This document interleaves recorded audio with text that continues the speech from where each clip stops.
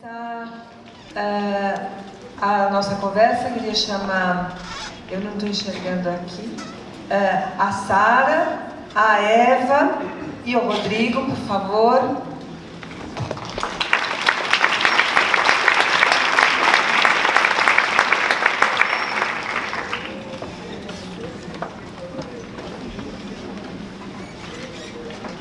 Bom, o nome desta mesa é um nome que eu considero muito sugestivo, que na verdade pegamos emprestado do último título do livro da Eva, que é Embaixo da Pele do Lobo, Por que Ler os Clássicos. Vocês vão me desculpar, eu vou ler um pouquinho, mas realmente eu tive que preparar esta mesa meio que a toque de caixa, então eu prefiro ler aquilo que eu preparei. Quando falamos no papel das narrativas, na sua importância, em como elas contribuem para uma educação da escuta na primeira infância, e aí a remissão com a primeira mesa é direta, ou quando nos referimos a elas como alimento para a imaginação e para a criação, para uma psique saudável das nossas crianças, uma das referências primeiras que todos compartilhamos são, sem dúvida, os clássicos depois de todo o período da oralidade. A universalidade dos clássicos e a sua permanência através dos tempos, a função desse mundo maravilhoso na formação do nosso imaginário, é um dos pontos fundamentais desses livros que estão aqui até hoje. As viagens ao mundo de Era uma Vez, onde a literatura e o brincar se encontram. Clássicos de oralidades, clássicos de leituras compartilhadas que recuperam o fio da ancestralidade da nossa cultura original. Para discutir esses temas é que a gente montou esta mesa com a Eva, que é professora, terapeuta e formadora de formadores, formou-se em pedagogia sistêmica, é colaboradora habitual de publicações de temática educativa e especialista em educação emocional e no acompanhamento com contos e narrações. É autora de vários livros sobre esta temática. Depois temos, está por ordem alfabética, depois temos o Rodrigo, escritor, tradutor, professor, editor e autor de vários livros que muitos de vocês conhecem, como O Mistério do Leão Rampante, que ganhou o Prêmio Jabuti, Vista do Rio, O Fazedor de Velhos, o Romance Juvenil de 2008, Prêmio do Melhor Livro Juvenil da Biblioteca Nacional, Prêmio Jabuti e Prêmio da Finilige de Melhor Romance. Eu sou fã e sempre digo que um dos melhores livros de juvenis que já foi publicados nos últimos tempos. Não estou puxando a sardinha dele porque ele sabe que faço isso à torta e direito. Então, realmente eu acho. E depois temos a Sara, que estuda História, é jornalista, ministra o curso Apreciação Estética de Livros Juvenis, escreve para a Fundação La Fuente e dá oficinas para o Laboratório Emília. Ganhou New Horizons Bologna Ragazzi Hour, o ano passado, um dos prêmios mais importantes da Feira de Bolonha, com um livro maravilhoso que chama A Mulher de la Guarda, publicado pela Babel, uma editora colombiana, no ano passado, em 2016, perdão. E foi nomeada para o White Rabbit, também em 2017, por No Se Lo Coma, que também não foi publicado no Brasil, e para o Banco do Livro de 2016, com Quando los Peces se Fueron Volando, publicado pela... Ai, se não, Traga. Bom, estamos com este time, professores, editores, 2 escritores, para discutir a questão dos clássicos. Bom, para começar a nossa conversa, eu gostaria de retomar uma colocação que a Sara fez nas nossas discussões prévias. Vocês sabem que a gente acaba sempre discutindo antes, para a gente se preparar bem até chegar aqui. E ela disse o seguinte, quando eu perguntei para eles, bom, mas o que vocês acham que são clássicos? Como que vocês se posicionam? O que a gente falaria? Por onde a gente começaria? A Sara colocou o seguinte, eu diria ser importante ler os clássicos, porque esses livros continuam convocando as crianças desde o início que se iniciou a sua narração. Para esses leitores, os clássicos não perderam sua vigência, uma vez que estes se aproximam de seus medos daquilo que Fernando Pessoa chamou da literatura das sensações, isto é, aquela que se escreve ocupando o espaço entre o mundo interno e o mundo de dentro, o mundo de fora e o mundo de dentro. Para começar, Sara, você poderia aprofundar um pouco mais esta sua reflexão para depois cada um de vocês avançar um pouco nisto que seria, na verdade, a natureza dos clássicos? O que são esses clássicos? O que permite que esses livros continuem convocando os leitores até hoje?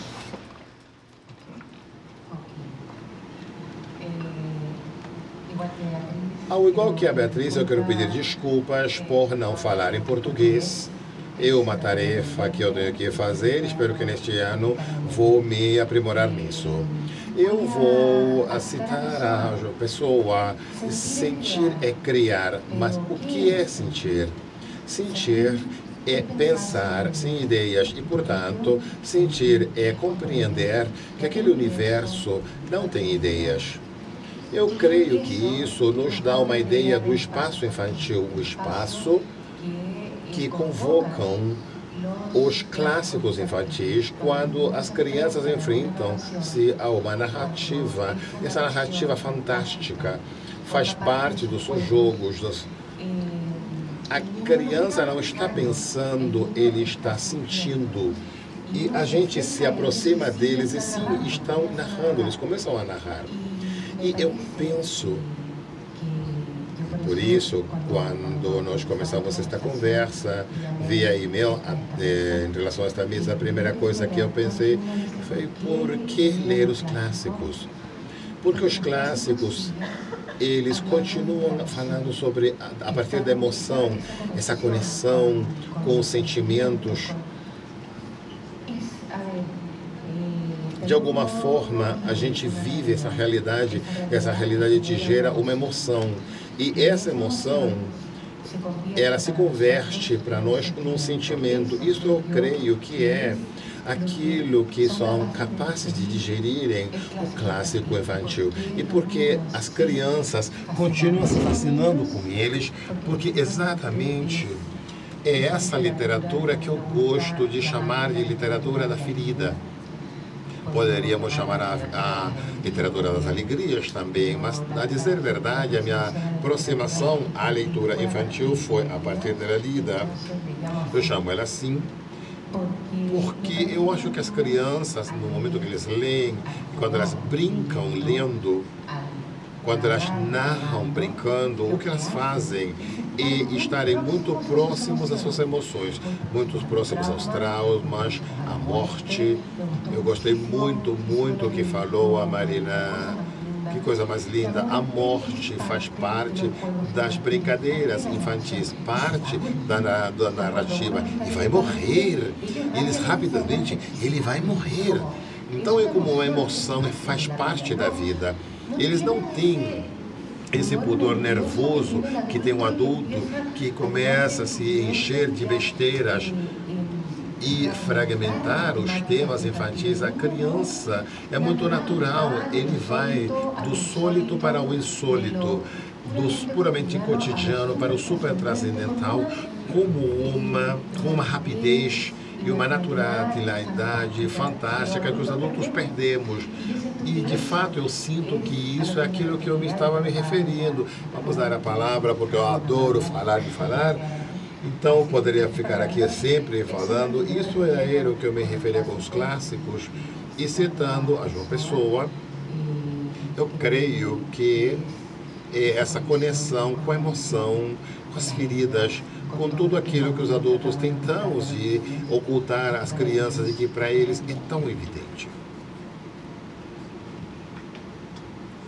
Eu compartilho o que está falando a Sara sobre a literatura da emoção.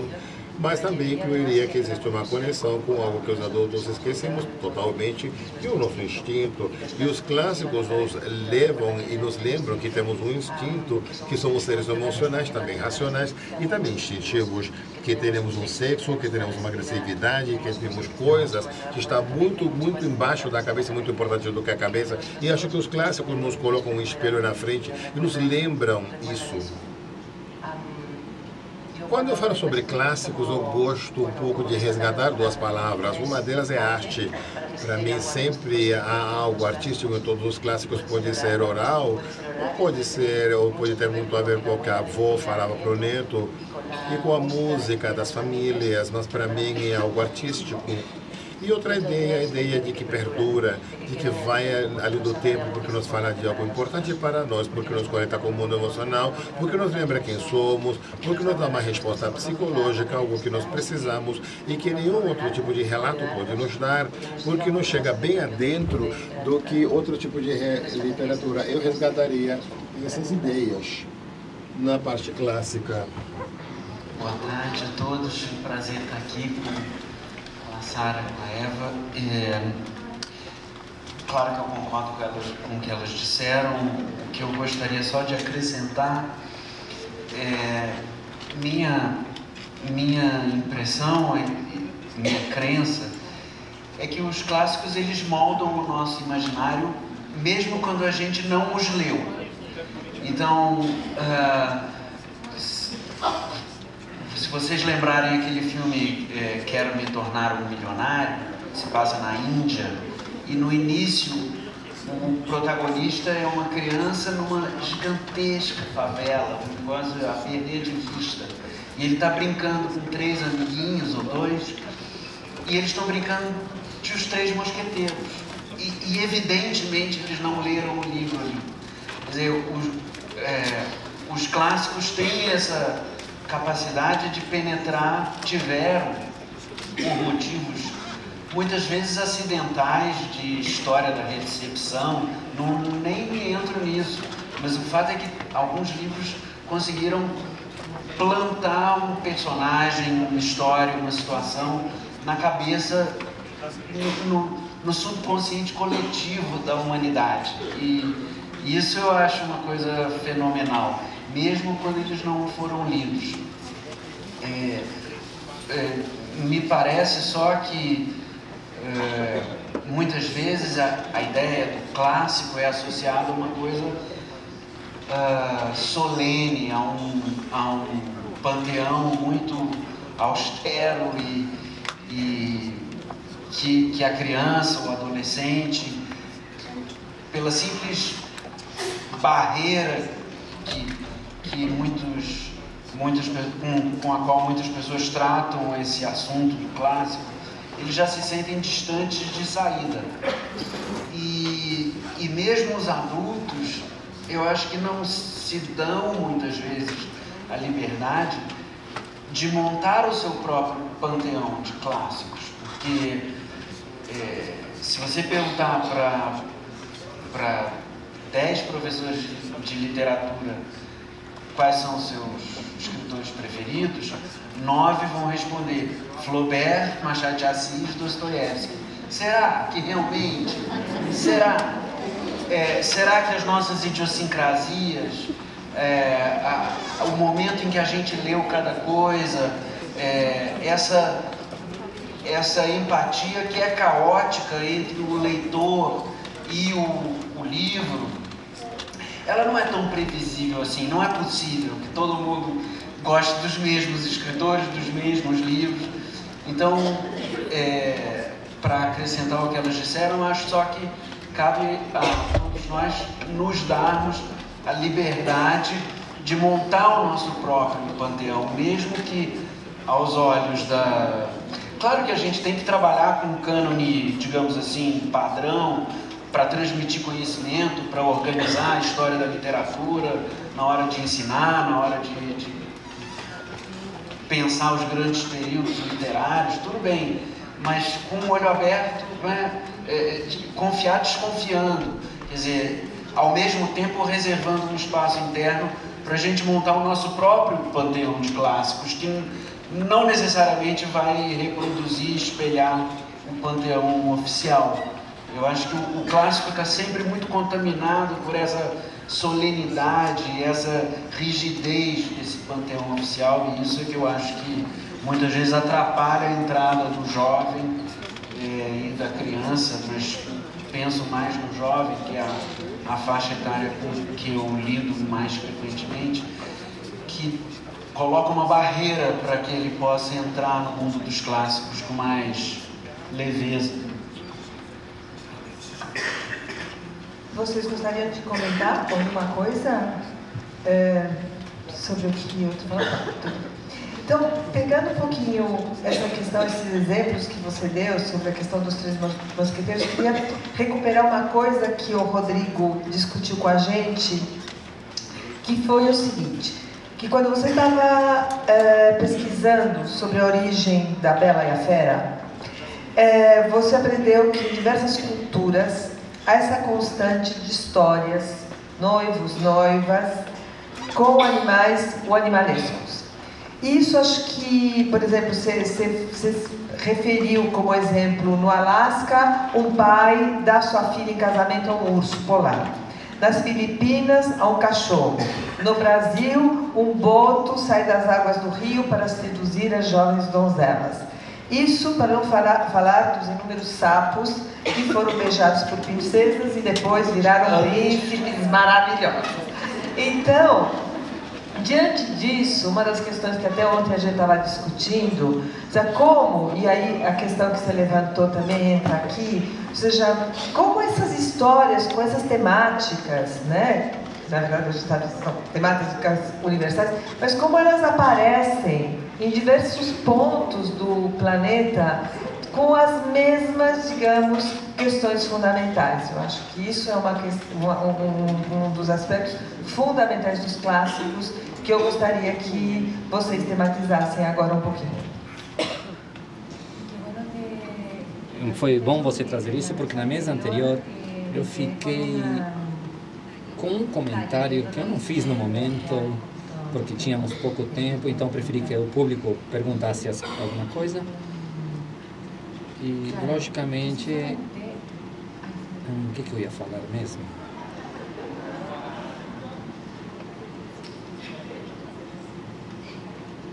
Já está, aqui. Desculpem, claro. Porque o que acontece é que quando comecei a preparar os comentários, tinha várias oficinas ao mesmo tempo, e eu me encontrei com uma conferência de Gabriela Mistral, e ela falava que ela tinha 20 anos dentro da casa infantil, 20 anos de exílio procurando essa língua que é expressada, que não deixa de ser transmitida. E ela falava uma coisa mais adiante, ela pedindo desculpas, num determinado momento, como pedir desculpas, falando de que nas suas canções não deveriam ser tão perfeitas. Faltava ritmo, faltava música, de alguma forma ele achava que não tinha conexão. É muito forte para a América Latina ter nascido tão monstruosamente, pois nós fomos colonizados e recebemos todos esses relatos, essas histórias mágicas, os homens mostrarem para a gente o mundo que os rodeava, fazer ele compreensível para os demais. Não é fácil imaginar o fogo de uma fogueira ou qualquer coisa parecida. Tratar de entender na Terra, por exemplo, porque os vulcões fazem erupções e com aquela beleza toda, e parece mais uma besta gigante que parece que vai tocar o céu. E isso é muito incompreensível ainda hoje, que nós temos todos os dados e sabemos os gases, sabemos que depois vem a chuva, tudo aquilo que hoje nós entendemos e presenciamos é maravilhoso. É claro que, evidentemente, todas as culturas tiveram os seus relatos, as suas histórias. Elas precisavam fazer isso.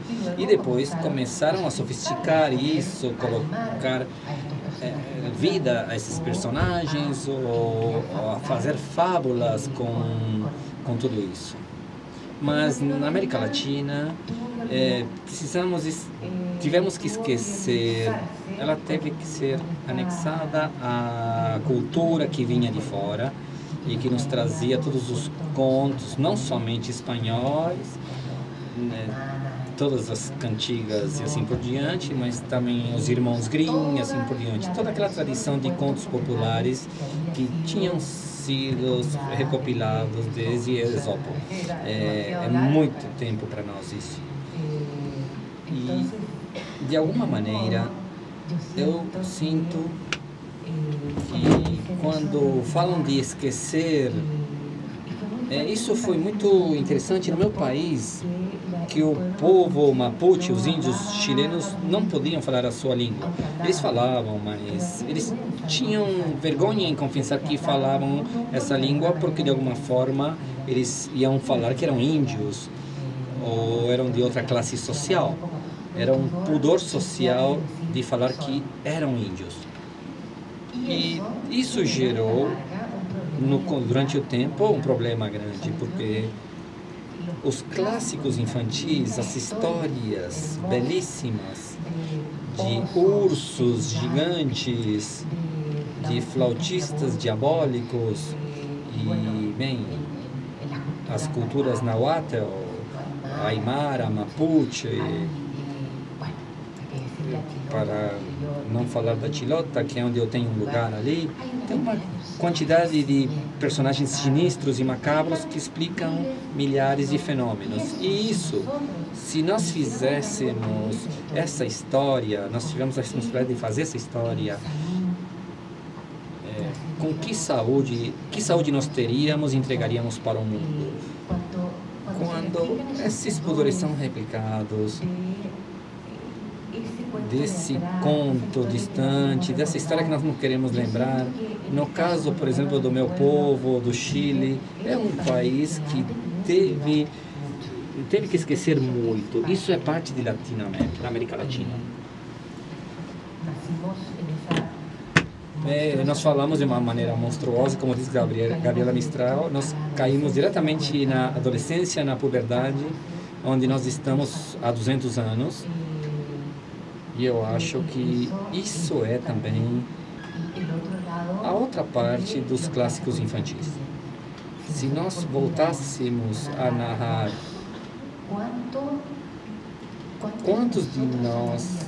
quantas das nossas culturas, das nossas crianças, se nós narrássemos o seu ambiente, o seu espaço, a sua paisagem, os seus pássaros, seus animais, se tudo isso estivesse incorporado em cada narração que nós fazemos para as crianças, quanto nós economizaríamos depois? Essa é uma dívida latina em relação ao clássico dos nossos povos originários, em relação aos clássicos da nossa cultura. Eu adoraria ouvir Eva, porque eu sei que fez um trabalho nesse sentido muito grande, e queria saber o que acontece com isso. Onde estão, onde ficaram? Eu fui na França e eles falavam que também aconteceu a mesma coisa, a devastação de contos que ao longo do tempo foi a primeira forma que nós tivemos de saber e entender o mundo.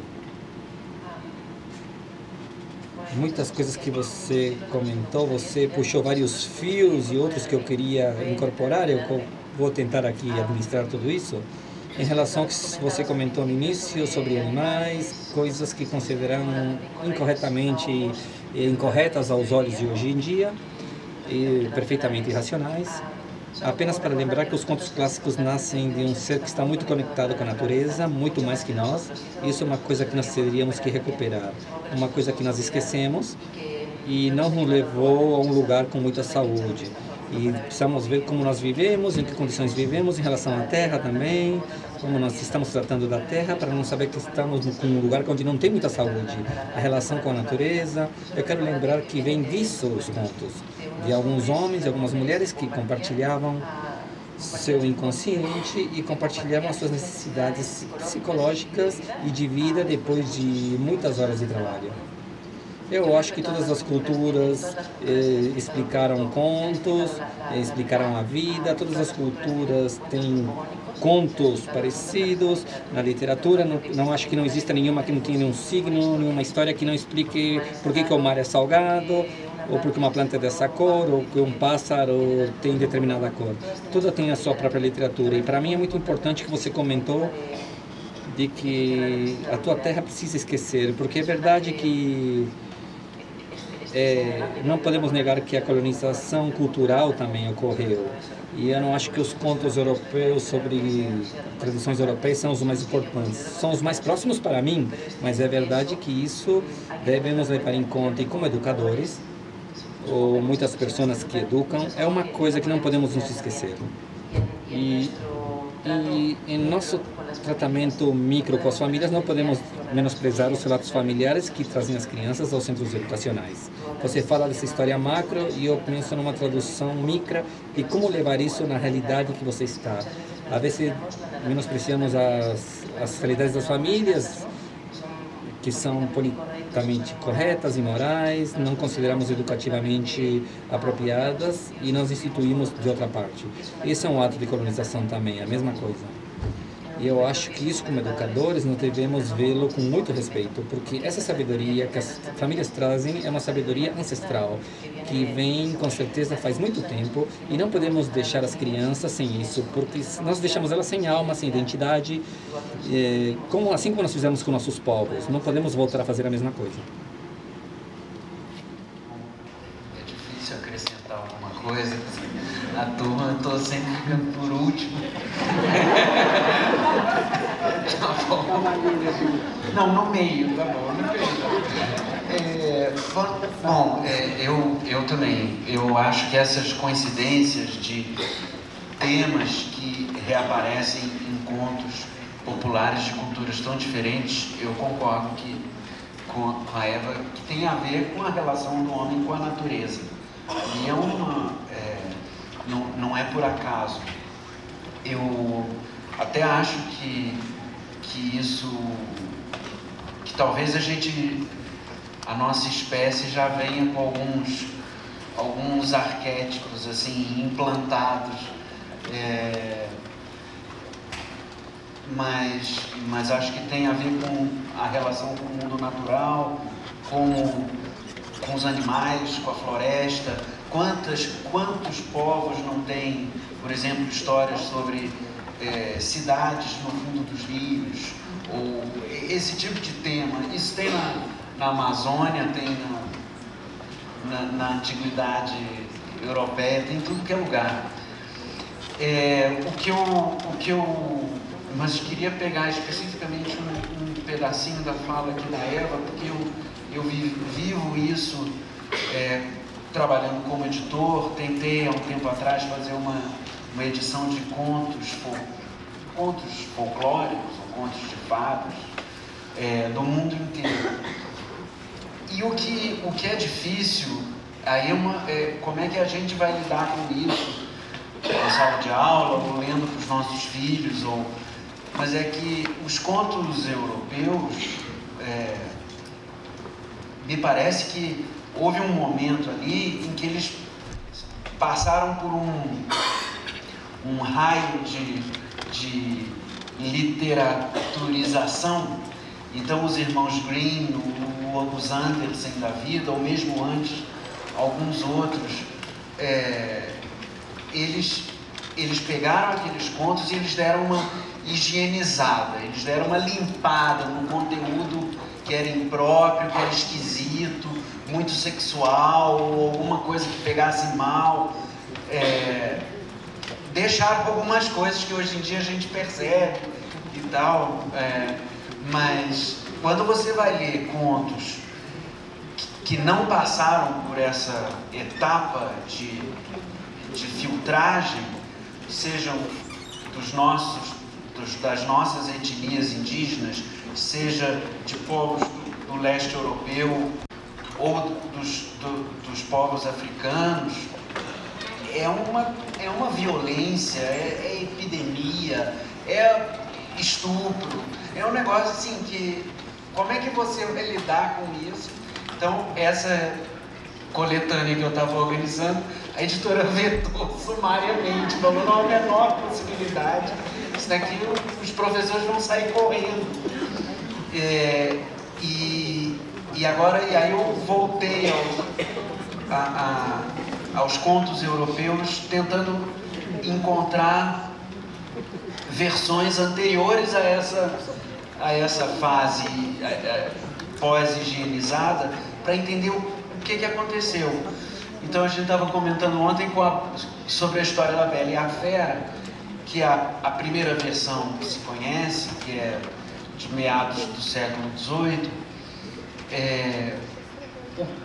o príncipe, a mãe vai para a guerra, a mãe é uma rainha viúva, e vai para a guerra e deixa o príncipe aos cuidados de uma fada, que vai para uma floresta criá-lo. E ela cria o menino tão bem, ele fica tão forte, bonito, que ela se apaixona por ele e quer casar com ele. Então, é como se a mãe adotiva quisesse casar com o filho, tem uma coisa incestuosa.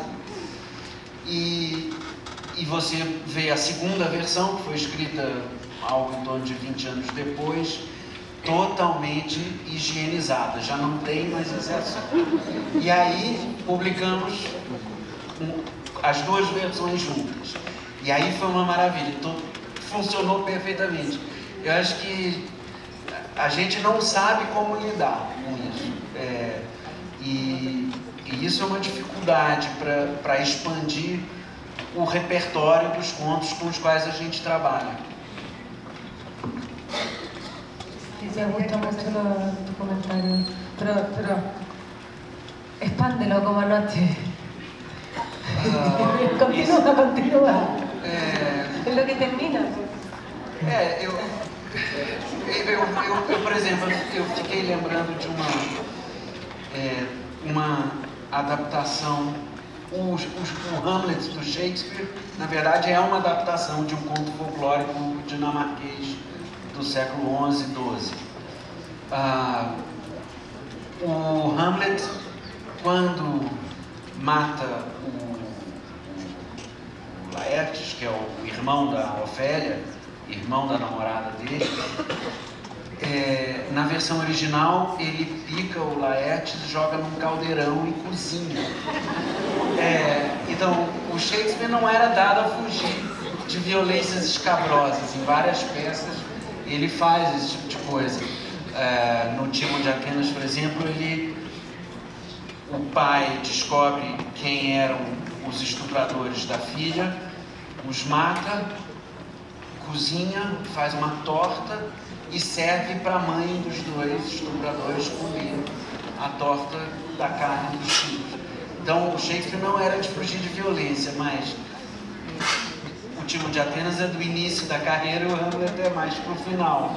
Então acho que alguma coisa aconteceu ali, que ele aprendeu a lidar, a modular essa violência de modo a que o público recebesse melhor e aceitasse melhor e pudesse a peça ser interpretada na corte sem chocar sua majestade e tal. Então eu acho que esses problemas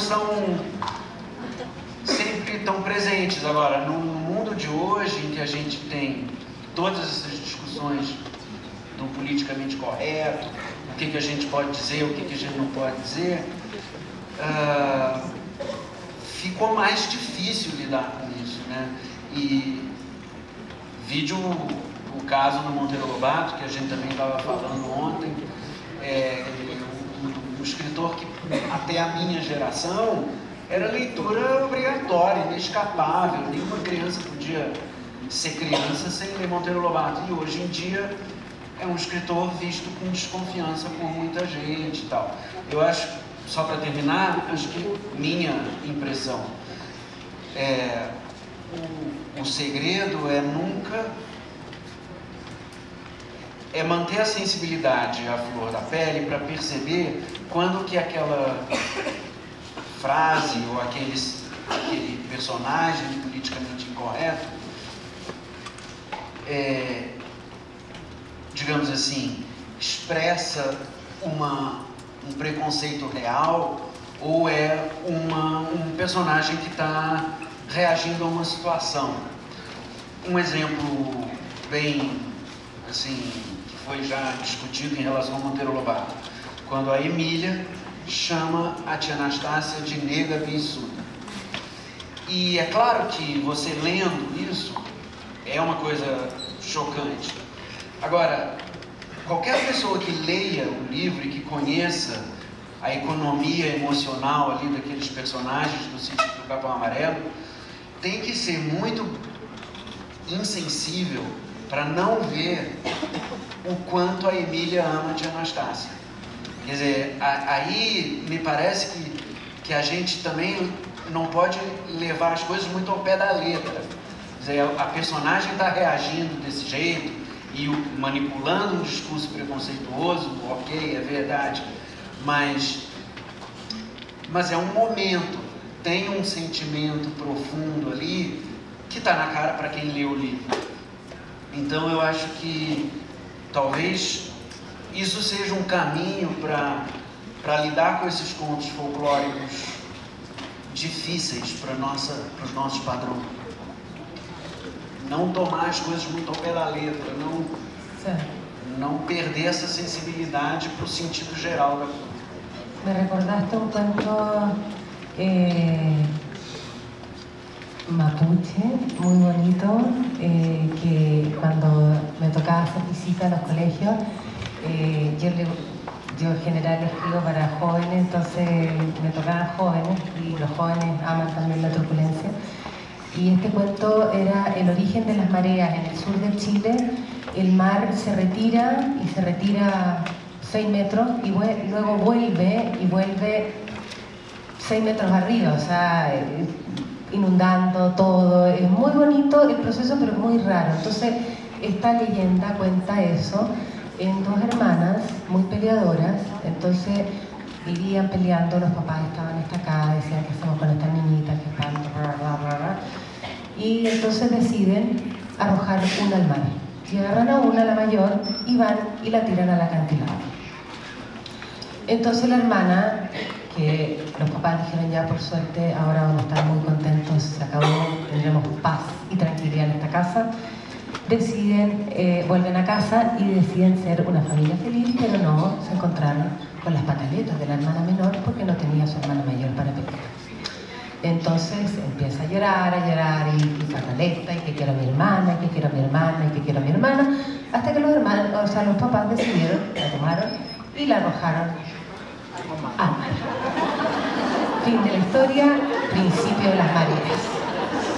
Sí, a ver, eso es terrible. Yo no conozco ninguna editorial chilena que transmita ese tipo de historias espantosas donde un par de padres se deshacen de sus hijas porque no las aguantan, ya no las soportan. Um dos meus livros preferidos, quando eu era criança, era livro alemão, mas traduzido no Brasil. Hoje em dia tem várias traduções, mas na época a que existia era uma tradução do Olavo Bilac, então toda rimada, e se chamava Juque Chico em português, Max und Moritz em alemão. E, bom, o Juque e Chico faziam 7 travessuras, e eles torturavam animais, botavam pólvora no cachimbo do pároco, quase afogavam o alfaiate. Enfim, eles eram umas pestes, nada politicamente corretos, totalmente violentos, odiosas criaturas, mas que eu amava de paixão. E aí, uma vez trabalhando já adulto numa editora, resolveram começar uma linha de livros infantis. E a primeira coisa que eu sugeri foi Juque e Chico. A editora encarregada da linha de livros infantis quase pulou na cadeira. Ela falou, isso hoje em dia é tudo que nós pedagogos queremos evitar. E assim, imaginar que as crianças de hoje não são sádicas, não são perversas, não são violentas, é desconhecer totalmente certas permanências da alma humana. algumas coisas que permanecem na alma humana. Se pensar que as crianças não são sádicos é uma fantasia, como nós também, com os mapuches. E ela comentava anteriormente, se a gente narrasse, quanto que nós faríamos? Eu me dedico às emoções e é isso, quanto mais nós divulgamos, quanto mais nós escondemos, pior fica. E o que nós escondemos é aquilo que a gente não gosta. E o que nós gostamos é o que contém os personagens, que os contos simbolizam tudo o que nós sentimos, mas não temos permissão para expressar isso. Tem uma versão muito antiga de Chapeuzinho Vermelho, que eu contei para eles outro dia. Ela vai pelo bosque, encontra com o lobo. Bom, todos sabem o que aconteceu. Chega na casa da avó, mas o lobo chegou antes, comeu a avó. Guardou um pouco da carne da avó e sangue num copo para a criança chegou e o lobo entra na cama e pede para tirar a roupa. Chapeuzinho faz um striptease na frente do lobo e ele aproveita muito da situação e em certo momento ele fala para o lobo, eu tenho que fazer número 2 e ela consegue fugir do lobo. Claro que isso não passou pela história, a gente não conhecia isso, não, isso não foi. Depois os Grimm fizeram outras coisas também. Isso não pode ser, vocês têm que ler As Princesas, não pode ser que uma criança vá para o bosque ou uma menina vá sozinha, a sociedade não permite isso e consiga o que ela quer. Se ela escapar, o lobo tem que comer ela. E sempre que as crianças, as meninas fugirem, vão ter um castigo, e isso que eles passam. E os Grimm dizem, bom, não pode ser que a natureza ganhe sempre. O lobo, que é uma força animal, instintiva e selvagem, ganhe da ilustração, ganhe do homem, então vamos colocar um caçador. Pensando nessa evolução desses contos folclóricos, quer dizer, você tinha a versão primitiva, selvagem, passaram pela mão desses grandes escritores que deram essa higienizada, e eu me lembro que quando eu era já adolescente, caiu na minha mão a psicanálise dos contos de fada, do Bruno Bettel. E aí é como assim, você desencavasse tudo aquilo que ficou reprimido e sufocado pelo tratamento literário que tinha sido dado. E então, lá, o João e o Pé de Feijão tinham uma coisa... o menino e o gigante era a imagem do pai, e o pé de feijão era um símbolo fálico, e eu li aquilo e falava, nossa, mas como é que eu não pensei nisso? No pensaste conscientemente, pero sí inconscientemente, seguramente. Devo ter pensado.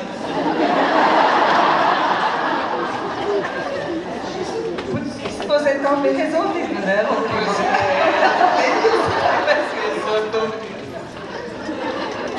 Solo una cosa más respecto al tema de Caperucita, que hubo hace unos años en Estados Unidos una campaña contra el tema de las armas y tal, unas madres que se organizaron, hicieron un cartel, lo conté también el lunes,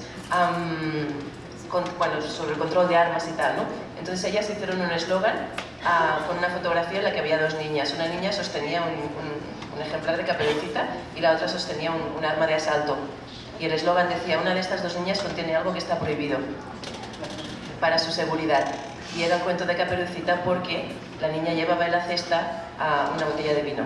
Entonces se consideró muy poco apropiado para la infancia explicar que una niña podía llevar vino. Es también como la hipocresía, ¿no?, en la que vivimos, la que nosotros somos mucho más parecidos a la Caperucita del striptease que a otra, ¿no?, más moderna y mucho más... Bueno, y después está Disney, que es un Le hizo todo el daño posible. Exacto. A toda a tradição oral.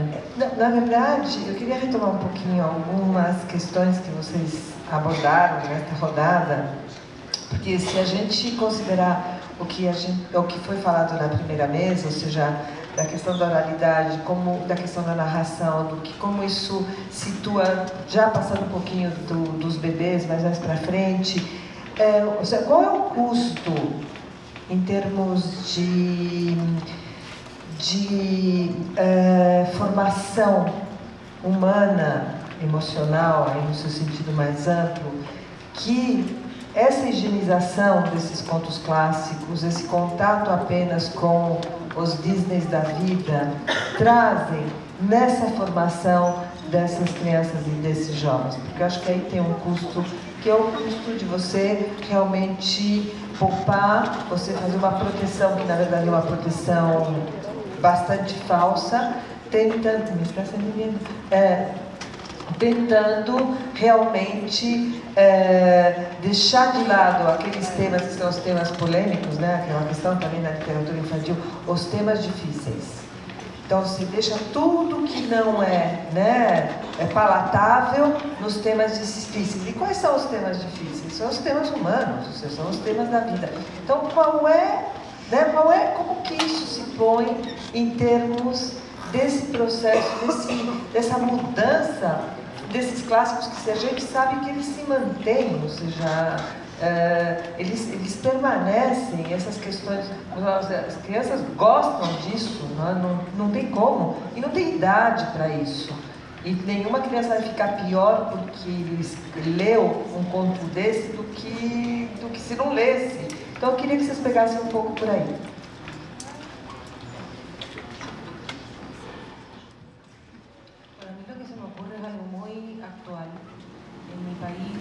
O que eu acho é algo muito atual. No meu país, acaba de se assinar a lei de aborto e há alguns anos foi suprimida uma lei que era muito hipócrita, que era uma lei sobre nulidade do divórcio, mas não era de divórcio, mas era de nulidade, isto é, qualquer casal que queria se divorciar de fato, poderia ir ao cartório e dizer que a pessoa que os casou escreveu mal o endereço, portanto, eles poderiam se separarem porque o endereço estava errado, enfim. Então, no meu país ocorre esta conversa sobre o aborto e eu achei muito triste a conversa como tal. O nível da conversa, eu creio que ninguém nessa sala aqui, somos muitas mulheres, que não tenha uma ideia particular. Eu creio que o tema do aborto é um tema subjetivo, a ser radiado. Eu não acredito que nenhuma aqui considere que alguém possa dar lições ou tenha a palavra justa e precisa. Isto é um tema que pode se fechar numa tarde ou em 2 meses ou 3 meses. A conversa no meu país tornou-se bastante pobre, insultiva, muito machista, enfim, de tudo menos algo sadio ou enriquecedor. E nós fomos para uma lei que basicamente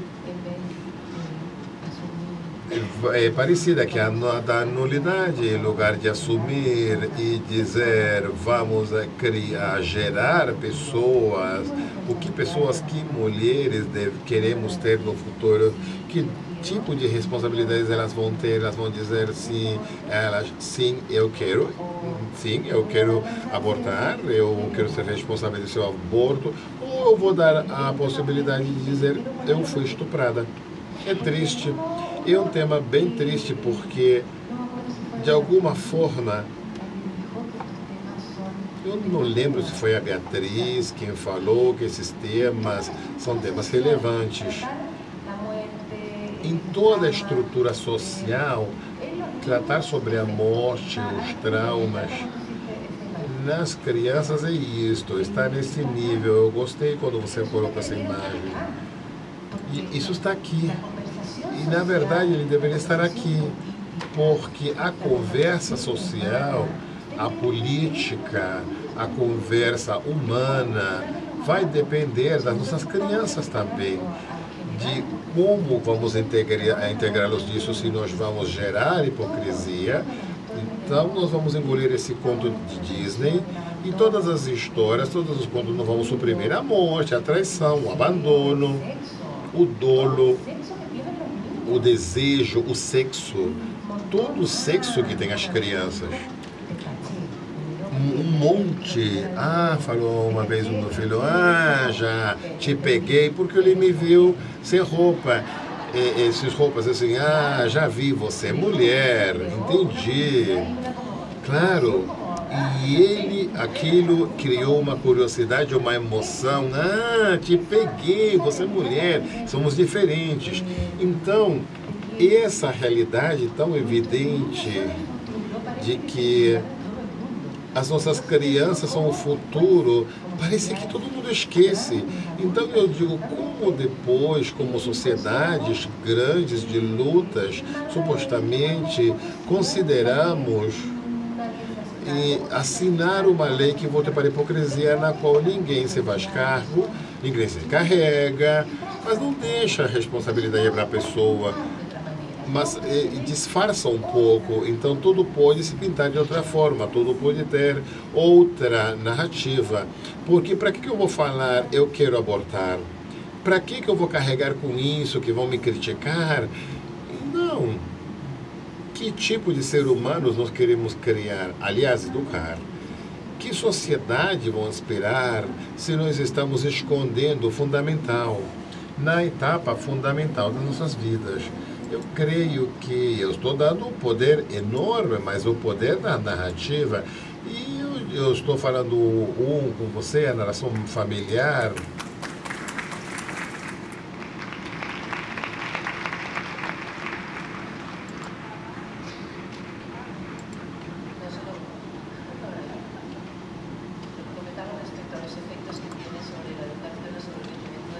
O que eu comentava em relação aos efeitos que tem sobre a educação, o crescimento das crianças, o fato de esconder ou de obviar ou omitir alguns rasgos, traços emocionais, eu penso que tem efeitos muito negativos porque eles não crescem completos. Eu trabalho como terapeuta em muitas ocasiões, trabalho também com mulheres que esqueceram que podem sentir raiva, que esqueceram que podem ficar com raiva, que podem marcar um limite. E para isso serve a agressividade, para isso serve a raiva. Mas quando você já está há 30 anos aprendendo a ser obediente, simpática e dócil, isso vai dar mais prêmios. Obviamente vai ser muito difícil para você se conectar com a raiva, com emoções que são socialmente desagradáveis. Então, para mim, o que oferecem os clássicos é um cenário de fantasia onde nós podemos nos empoderarmos de tudo aquilo que somos, daquilo que nós gostamos, de que aquilo não gostamos, daquilo que comentávamos, o que é sombra, o que é luz. O que é sombra nós escondemos porque nossa sociedade, nas famílias não é valorado, não é apreciado, mas também daquilo que sim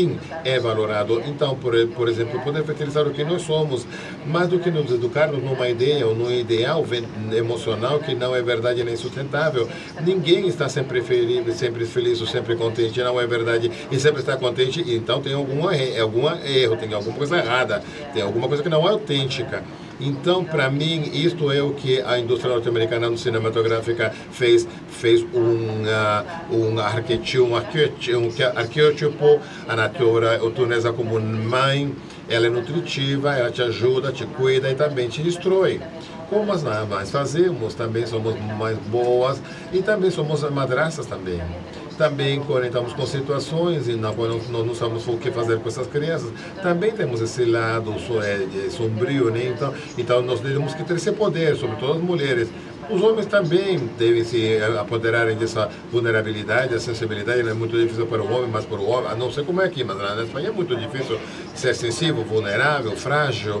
É muito difícil para um homem se sentir como uma princesa ou como uma princesa das histórias e admitir que eles também precisam de ajuda como nós, que também às vezes precisamos de ajuda e podemos pedir com muito mais permissão do que eles. Então, para mim, a educação emocional usada a partir das histórias, elas falam da autenticidade de quem somos de verdade, não das histórias na qual as crianças aprenderão a não terem ciúmes, ou não bater no irmão, ou fazer xixi, ou urinar, enfim. Não uma boa literatura, não é verdade, as crianças também sabem disso. Quando eu conto aquelas histórias clássicas, as crianças falam, eu sabia que o outro não era verdade. Tem uma sabedoria muito mais sensitiva, eles têm raiva, eles têm ciúmes e vontade de matar o irmão, como aconteceu com todos nós. Então, para mim, a educação tem que estar ao serviço do crescimento. E o crescimento não pode ser por coisas que não nos gostamos, colocando luz e fertilizando-as, fazendo-nos conscientes de que também somos aquela parte que não nos gostamos de ser, mas que forma parte de nós. E a escola não é sempre esse local, a educação deveria ser um processo ao serviço do crescimento das pessoas, embora a escola não seja sempre isso. Existem algumas outras coisas que educam, supermercados, famílias, TV, publicidade, e tudo isso pode educar também. Bom, eu concordo com elas. Lembrei quando a Sara falou sobre a sexualidade infantil, de uma história ótima de um amigo cujo filho pequenininho, 2 anos, 3 anos, toda noite saía da sua cama e ia para a cama dos pais. E os pais faziam de tudo para segurar o menino no quarto dele, passar uma noite inteira no quarto dele. Reformaram, botavam estrelinha no pé, pintavam a parede, compravam boneca, tudo. Nada funcionava. No meio da noite, o garoto, a mãe aparecia na cama dos pais. Um belo dia, os pais sentaram o menino e falaram: mas filho, a gente já fez tudo para você ficar aqui no seu quarto. O que tem lá no quarto do papai que não tem aqui? O menino apontou para a mãe e falou assim: ela. Objetividade. Então, é óbvio que essas coisas existem. E por exemplo, no caso do Pequeno Príncipe, eu vi sempre os editores querendo castrar os projetos literários. O editor do Saint-Exupéry se incomodava com o fato de que o Pequeno Príncipe morria no fim. Ele achava que... Bom, desculpa se eu estraguei a história. Se alguém não conhecia, e aí eu queria que o Saint-Exupéry mudasse o final.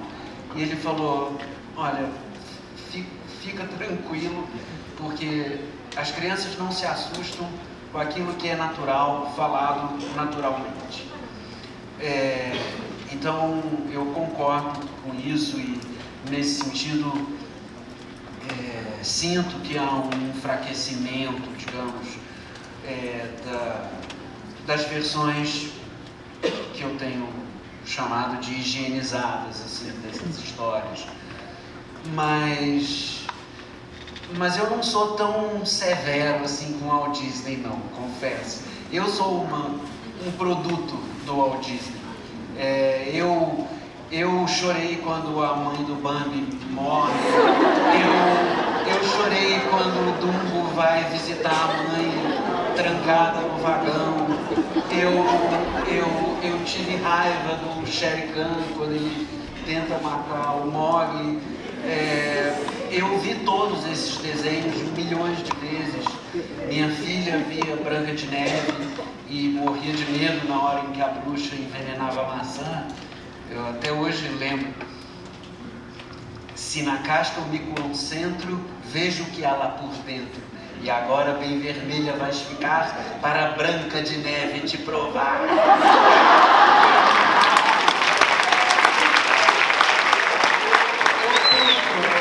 Será que o Walt Disney não é o Hans Christian Andersen do século XX? Quer dizer, o cara que fez esse trabalho de higienização, que, enfim, ajuda a expandir o público. A gente sabe que tem gente que acha que um rifle na mão é menos agressivo do que o chapeuzinho vermelho. Então, para essa pessoa, precisa desse tipo de trabalho. Não sei, eu concordo com tudo, mas reservo no meu coração um cantinho pro Walt Disney. Yo no. Yo creo que emocionar a los niños o a los adultos es relativamente fácil. Lo que es difícil es conseguir que esa emoción sea una experiencia de aprendizaje emocional para esa persona. Y eso Poxa, mas a morte do Bambi... Claro, sí, yo creo Da mãe do Bambi. Yo creo que debemos orientarnos hacia el bienestar y debemos intentar estar serenos y vivir las emociones de una manera neutra. Pero no es lo mismo emocionarse que ser una persona sensible. Melodrama, nesse sentido, seja apelativo. Un melodrama o al contrario, una persona desconectada de sus emociones. Racional, psicópata, ¿no? Tampoco no es... Bueno, psicópata es un poco exagerado, ¿cierto? Eu acho que eu vou intervir, né? No, creo que la emotividad no siempre es sinónimo de sensibilidad. No siempre es lo mismo emocionarse que ser una persona sensible y saber manejarlas sabiamente las emociones. Não, eu entendo. Eu entendo. Pero yo también. No, me emociono. Você deve ter razão. Só que é uma coisa de formação mesmo. Fica lá uma referência sentimental, né, das coisas que eu vi. Sentimental, de las cosas que yo vi. Sim, quando eu era criança nós tínhamos o Lobo, eu tinha a ópera do Touro e o Lobo, e obviamente eu me lembro que uma e outra vez, o mesmo terror e fascinação com esse mentiroso e depois o que estava acontecendo. Eu creio que a emoção é válida também, independentemente de que seja construtivo ou não. Eu penso que tudo tem a conviver nesta era de superlativa. Nós poderíamos dizer assim que não fosse tudo Disney, de que também dêssemos espaço a essas histórias que nos construem mais intimamente.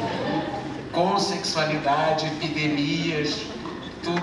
Eu acho que tem que ter de tudo. Não, eu queria realmente só fechar um pouquinho essa discussão, indo na tua direção, você é rápida, porque eu acho que eu tenho que confessar que eu também chorei muito com Bambi, com todos eles. Era isso que eu via quando eu era pequena, realmente mas eu acho que tem que ter outras referências e tem que ter outras questões, ou seja, você tem que pôr outras coisas no lugar. Eu acho que aí o papel não está no Disney, está no mediador, no formador, naquele que está, digamos assim, provendo a criança de determinadas coisas, que tem que pôr outras coisas no lugar e pontuar. Mas, enfim, a nosso tempo, eu sei, mas só queria fechar, mudar um pouquinho, acho que foi ótima essa discussão, abriu muitas questões, eu acho que a gente vai para casa com várias coisas para pensar, mas eu queria fechar com um aspecto que eu acho muito importante e aproveitar que a gente tem dois escritores, bom, a Eva também, que é a questão de falar na linguagem das crianças. Então, eu quero retomar uma frase que a Sara lembrou, que ela começou a falar, mas falou em outra direção, da grande autora chilena, que é Gabriela Mistral. Você começou a falar, mas não foi na direção que eu vou falar agora. Ela falou o seguinte, continuo vivendo a caça da linguagem infantil. Persigo, a partir do meu exílio deste idioma, que dura já 20 anos. Longe do solar espanhol, a 1000 léguas dele, continuo esquadrinhando o mistério cristalino e profundo da expressão infantil, o qual se parece, no fundo, ao bloco de quartzo magistral do Brasil, porque engana à primeira vista com sua falsa superficialidade. Como resgatar dentro de nós, leitores, isso já sou eu, como resgatar dentro de nós, leitores e escritores, esse mistério cristalino da linguagem infantil, marca que faz destes livros que a gente está falando clássicos. E o que vocês entendem por esse tal bloco de quartzo magistral do Brasil que a Gabriela Mistral fala? Porque a gente não pode, só queria retomar uma questão que a gente vem discutindo, inclusive agora teve aqui no Brasil a Marcela Carrança, a gente fez um curso com ela, a questão, quando a gente fala os clássicos são expressões artísticas, a questão da forma e do conteúdo, ou seja, não é o conteúdo apenas que dá, a partir do qual a gente estabelece o que é arte ou não é arte, mas sim a questão da forma. Então, como que é isso quando a gente fala de uma forma simplésima, que seria em tese a questão do livro infantil para os menores, como isso se expressa, ou seja, isso que ela está falando, essa linguagem cristalina, mas que ao mesmo tempo é complexíssima, Queria que vocês falassem um pouco disso para a gente poder fechar. Eu gostaria de fazer uma referência sobre o que falou a Eva, e é que, de fato, às vezes esquecemos quem somos. Aqueles que estamos escrevendo, esquecemos das crianças. Quando você falou esses livros que são como temáticos, então eu me perguntava muito ultimamente, como escritora, não escrevo especificamente para as crianças, eu sou mais juvenil do que infantil, por uma questão de conversa pessoal. Não digo que os livros resultem infantis, apenas diz o editor, né? Mas eu me perguntava por que a ilustração tomou um papel tão fundamental. Por que são os ilustradores aqueles que estão interpretando esse mundo infantil? O que ocorreu com esse escritor durante esse tempo? Eu gostei muito dessa frase, por isso mandei por e-mail sobre a Gabriela Mistral, porque realmente eu penso que nos esquecemos, ouvi-los. Se a gente parar num grupo de crianças, é uma maravilha a literatura, qualquer literatura, mas ela fica assim fraca na frente da conversa deles. Eles são poetas, eles vivem na poesia, eles sentem. Enquanto eles brincam, narram, eles vão para outro espaço e estão muito ocupados. E se você tenta de tirá-los daí, eles olham como você consegue ver aquele olhar de tristeza, aquela nebulosa. Eu acho que os escritores, ultimamente, e eu formo parte disso porque eu sou escritora, mais próximos do mercado do que as crianças. As crianças não podem fazer o negócio. Eu acho que a dívida do escritor é uma dívida com essa língua, com a oral, com velos e provavelmente também traduzi-los.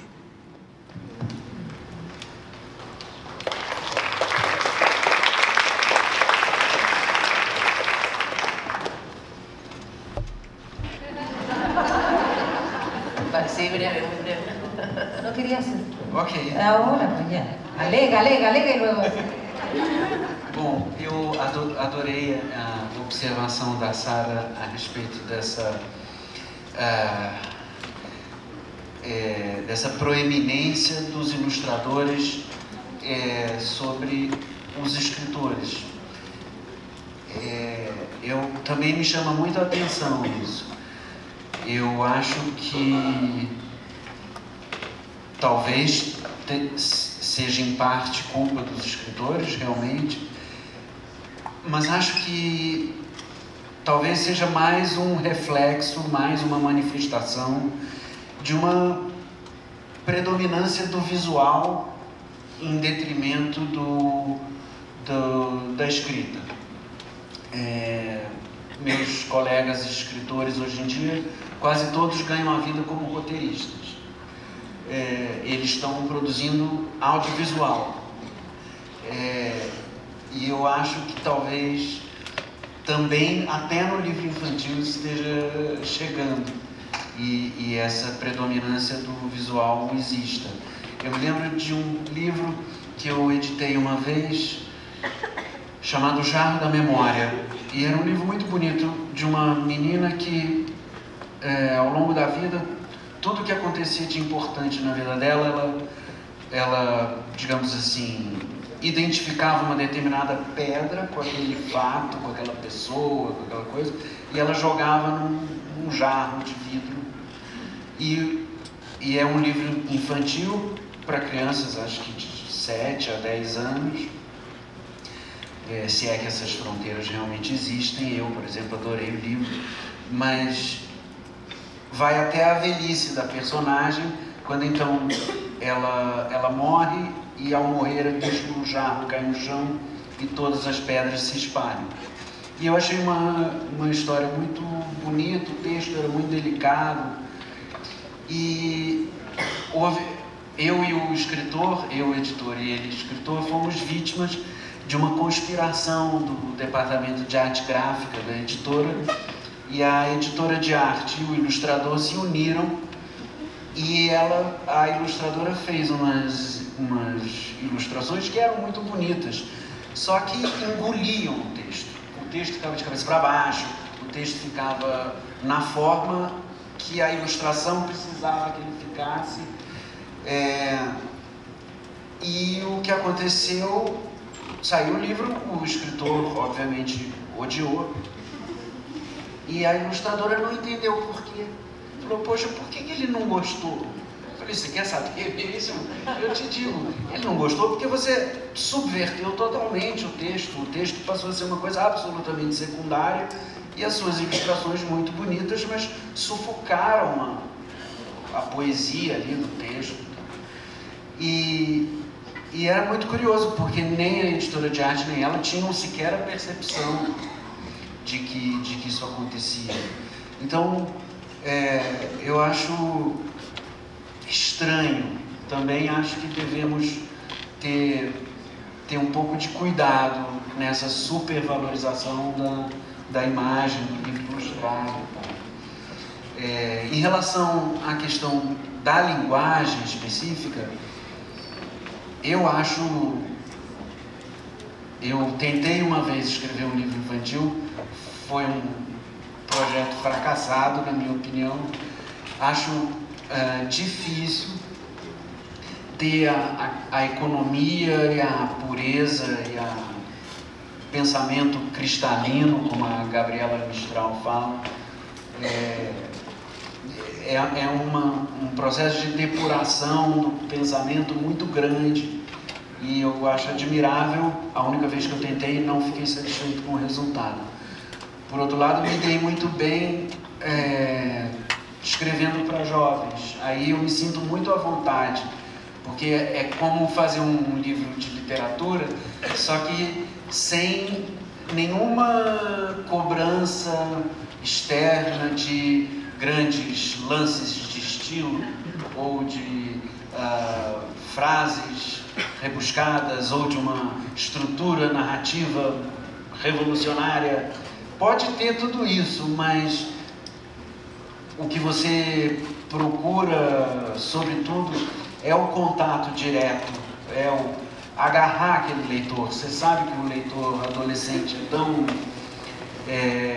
arisco que, se você ficar, digamos assim, rebuscando desnecessariamente, dourando a pílula, ele vai te largar. Então eu me dei muito bem escrevendo para jovens. Eu acho que talvez um dia eu consiga mergulhar mais uma camada desse universo assim, da linguagem, e chegar na linguagem infantil. Mas é um esforço de depuração e de despojamento de autocobranças, autoexpectativas, exigências externas, de uma falsa ideia do que é literário. Como se a literatura, ela pode não estar só no conteúdo, mas definitivamente também não está só na forma, né? Então, eu acho que aí pro livro infantil eu ainda preciso de envelhecer um pouco mais para chegar lá.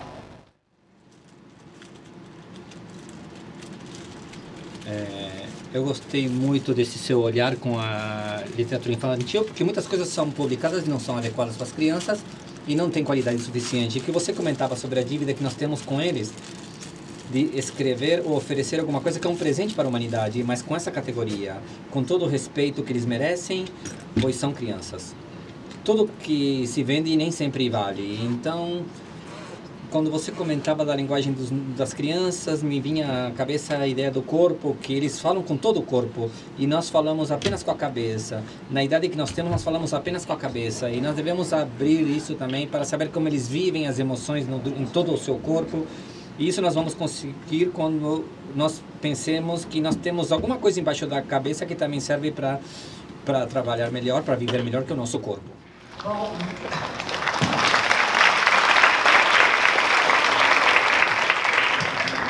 Bom, vamos ter que encerrar. Não sei se vocês gostariam de falar rapidamente alguma coisinha. Não? Então a gente tem 10 minutinhos. Se alguém quiser fazer uma pergunta antes do nosso sorteio, eu não enxergo absolutamente nada. Obrigada. Se alguém quiser fazer alguma pergunta. Eu tenho aonde? Ah, tá bom. Na verdade, meu nome é Antônio, eu sou educador do SESC, no Espaço de Brincar, e eu estou aqui porque a gente tem, além de gostar muito da literatura, mas também porque no Espaço de Brincar a gente tem livros para crianças, a gente incentiva a leitura, só todos com as crianças, né? E aí, já me manifestar que eu achei que faltou um personagem negro na mesa aí, ou o tema da literatura afro-brasileira ser colocada, porque, não só porque ela é mais um ramo da nossa literatura, se pode dizer assim, mas também porque a gente está no Brasil, né? Estamos, como foi mencionado, um país colonizado. E aí, quando surge uma questão como a do Monteiro Lobato, isso aí precisa ser colocado com um pouco mais de cuidado, assim, né? Porque não é uma leitura ao pé da letra, né? A questão semântica para a gente é o essencial. A gente aprendeu a ler, né? E a gente aprendeu a ler Monteiro Lobato desvendando o que está atrás disso. Que eu fiquei pensando, colocou-se a questão, por exemplo, da leitura como instinto, da leitura dos clássicos como o instinto, como os sentimentos, mas a leitura dos clássicos também é trazer a história da humanidade, que a gente pode chamar de humanidade, né? Então, toda a história, ela aparece a partir da leitura dos clássicos. Toda a história não, parte da história, né?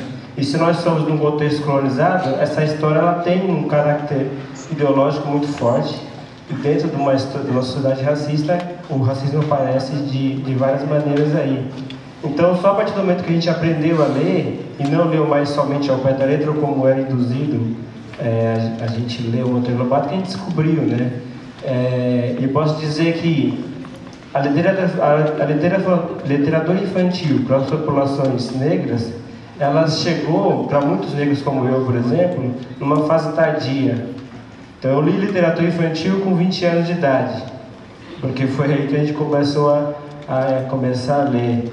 Então, ler, por exemplo, dizer que sobre o lábio da senhora esquecer, por exemplo, das filiações políticas do próprio Monteiro Lobato, esquecer disso, associar, fazer os links de contexto com essa literatura, e por isso o repúdio dessa literatura, né? E aí, é lógico, existe um trabalho com a linguagem que está sendo feito por os escritores negros em todo o país, em todos os cantos. Eu posso mencionar vários aqui. Um trabalho com linguagem que envolve a forma e o conteúdo, né? Então, é possível. Eu gostei muito do primeiro momento da sua fala, quando você falou que a gente pode criar nossos próprios clássicos, né? Trazer os nossos próprios clássicos, né?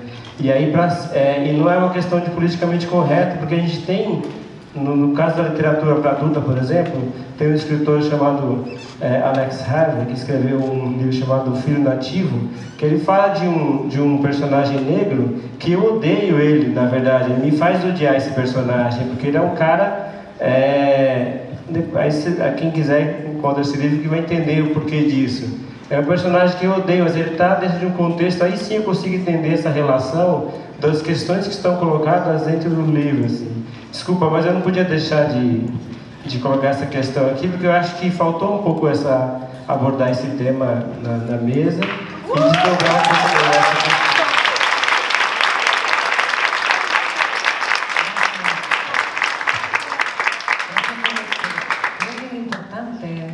Comentar que quando eu comentei sobre a escassez que tem da nossa própria história, também nós transferimos a isso. Eu imagino que no Chile poderiam dizer a mesma coisa sobre os Aimarás, os Mapuches e outras tribos. Até quando nós vamos continuar com isso? Estamos reproduzindo textos. Como é possível que nós não comecemos a incluir a nossa própria história, todas as histórias?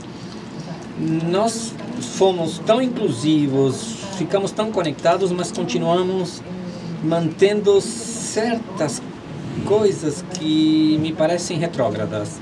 Obrigado pelo comentário. Realmente eu não conhecia essa história da literatura brasileira. Muito obrigado. Eu queria só dizer que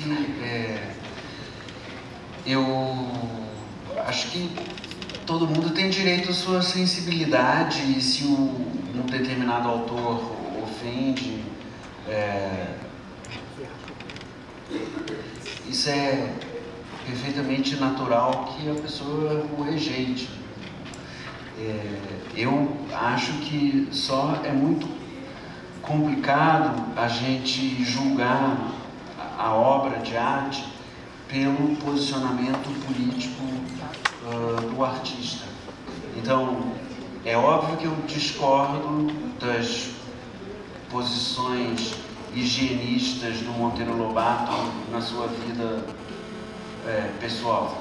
Agora, imaginar, me parece que ver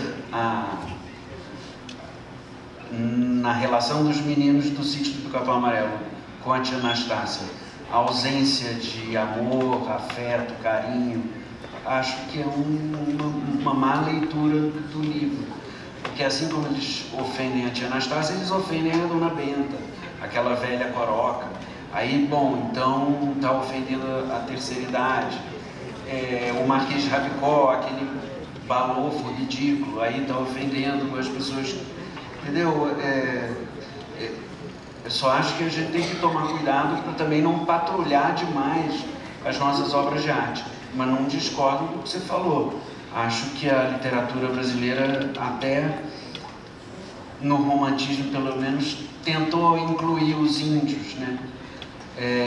De uma maneira idealizada, distante da realidade e tal, mas fez um movimento em direção aos índios, mas realmente não houve nada parecido em direção aos negros. Isso é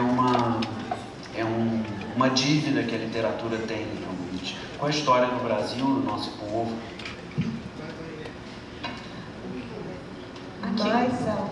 Boa noite, meu nome é Ananda, sou de Teixeira de Freitas, extremo sul da Bahia. E eu ia ficar quieta, mas eu vou falar, tô aqui, porque eu acho que a gente tem que fazer coro, principalmente quando se fala de questões tão polêmicas que não deveriam mais ser, e às vezes a gente parece que está falando sozinho, né?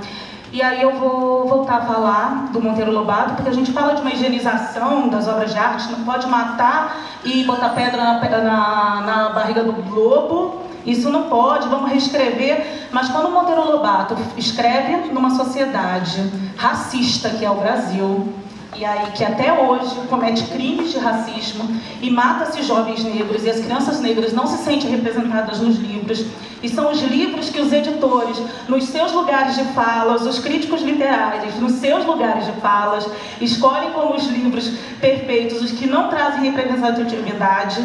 E a gente for pensar na história da literatura infantil, como um amigo disse, eu posso citar uns clássicos da literatura afro-brasileira, o Rogério Andrade Barbosa, que começa a ganhar espaço agora aqui, o São de Oliveira, que escreveu o Black Power de Taió, que para mim é um clássico, e eles não estão nas escolas, e eles não são escolhidos, eles não são selecionados, porque o Brasil é um país racista. Se não fosse, a gente não precisava de leis, né? E reproduzir Monteiro Lobato sem pensar quem é Monteiro Lobato num país da democracia racial, eu acho que não dá para nós, leitores que lemos para crianças e somos educadores. Me incomodou muito quando falou da questão do afeto, porque também se tem afeto com as empregadas que ficam no quarto dos fundos, as mães pretas. Só para a gente pensar o quanto isso isso não se cria no imaginário das crianças. E outra coisa que me incomoda no Monteiro Lobato é que ele é lido só aos 3 anos de idade, aos 4 nas escolas, não aos 7, aos 8, que a gente possa problematizar muito mais as questões das mães pretas queridas que estão no quarto dos fundos, sem janela, cozinhando para as famílias. Só para a gente pensar e problematizar isso, eu problematizo isso o tempo inteiro, né? Principalmente com os meus alunos e com as crianças que me cercam, que são muitas. E sobre clássico, eu fico repensando e pensando, eu gostei muito da sua primeira fala também, quando falou da gente escolher os nossos clássicos, de como a gente tem que descolonizar os clássicos quando a gente fala de América Latina. Não só Brasil, porque a gente às vezes não se acha América Latina, mas nós somos, né? Então a gente tem que pensar em descolonizar os clássicos. E isso perpassa por a gente dar valor às histórias que estão nas oralidades dos povos tradicionais, sejam os povos que vieram de África, sejam os povos indígenas. E por que isso não é clássico? A grande questão, eu acho que fica é essa. É mais uma angústia também para dar voz e coro, porque às vezes a gente parece sozinho. Nós não estamos sozinhos, não. Nós estamos, você aqui, eu lá no extremo sul, mas eu estou aqui fortalecendo o coro. Tá? Muito obrigada.